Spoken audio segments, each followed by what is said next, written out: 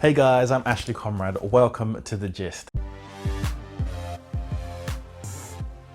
So let's talk George Floyd. So sports stars everywhere are expressing their outrage at George's death, including some of the most notable LGBT names in athletics. So we've all seen how George died, that tragic, disgusting video. And of course, we've watched the subsequent protest and the violence and the clashes with the police, who actually threw smoke bombs and tear gas at protesters in America.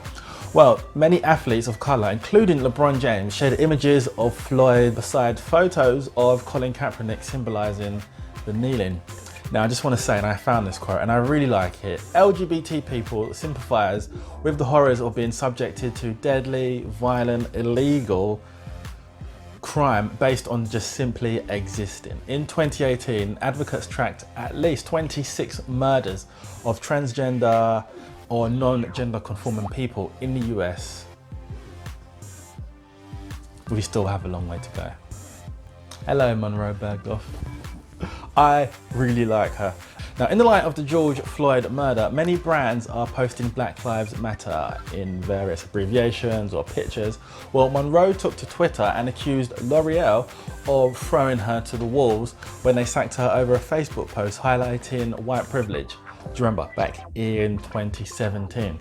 So Munroe tweeted, and I'm gonna quote directly, she said, "Excuse my language, but I am so angry. Fuck you, L'Oreal Paris. You dropped me from a campaign in 2017 and threw me to the wolves for speaking out about racism and white supremacy." Munroe said the post left her in floods of tears, and she added, "I had to fend for myself, being torn apart by the world's press, and you didn't want to talk about racism. You did not get to do this. This is not okay, not even in the slightest." Strong words from our sister Munroe over there. She continues, "If you care about me or Black Lives Matter, don't let this L'Oreal Paris get away with this." You remember Munroe said she faced the worst week of her life following the sacking back in 2017. She said she received death threats, rape threats, threats of assault, and strangers telling her to kill herself. I actually love Munroe. You go, sister. I'm throwing out my L'Oreal foundation today. Now, on the flip side, gay porn star Billy Santoro has been called out and cancelled on Twitter for being racist, simply. So if you don't know who Billy Santoro is, he is a gay porn star who has worked with many porn companies, and yes, he has worked with black gay porn actors as well. He's been cancelled and called out on Twitter for a Facebook post, and I quote, "Laugh out loud, America. You let your blacks loot as a way of protest. Wake the fuck up, shoot first." Now, Billy and his husband's Twitter account, Billy's husband is white by the way, have both been deleted and disappeared. So has his Just Fans account and his OnlyFans account. Now, porn companies such as Wrestling Males by Etienne have publicly come out and condemned racism and violence. They also say they have deleted videos featuring Billy Santoro. So who's next? Who is next? This is racism and it's serious, and I'm telling you, no one is sitting down and taking it anymore. We are coming for you. So let's have some good news. Zambia's President Edgar Lungu has pardoned two men who were jailed last year for having sex with each other. I want to say making love because having sex makes it sound like some nasty hookup, and it wasn't. So these two men, Japhet and Stephen, were listed among the names of nearly 3,000 prisoners to be pardoned to mark Africa Freedom Day. Last November, their High Court sentenced the two men for having sex against the order of nature. What is going on in this world today?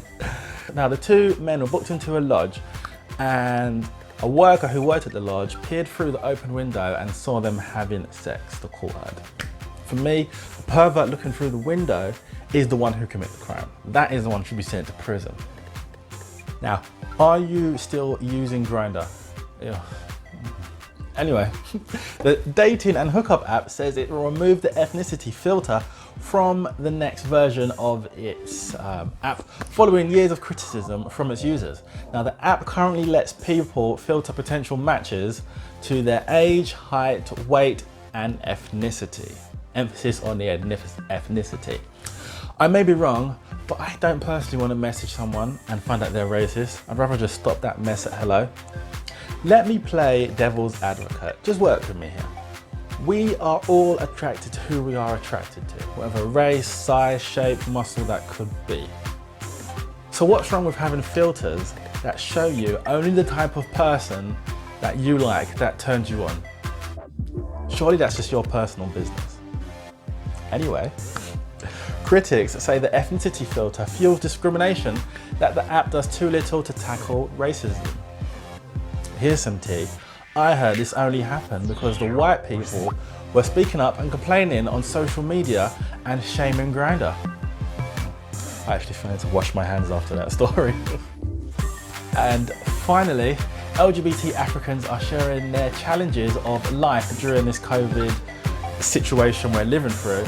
And they're currently sharing this on a podcast called Afro Queer, and it recently launched a special episode. So shout out to Afro Queer, but let's talk here. Leave a comment below and let me know how you're doing. How is life different in this pandemic? It's all different for all of us. Let's talk below. And of course, don't forget to like and subscribe. Leave that comment below. I'm Conrad, and that's the gist.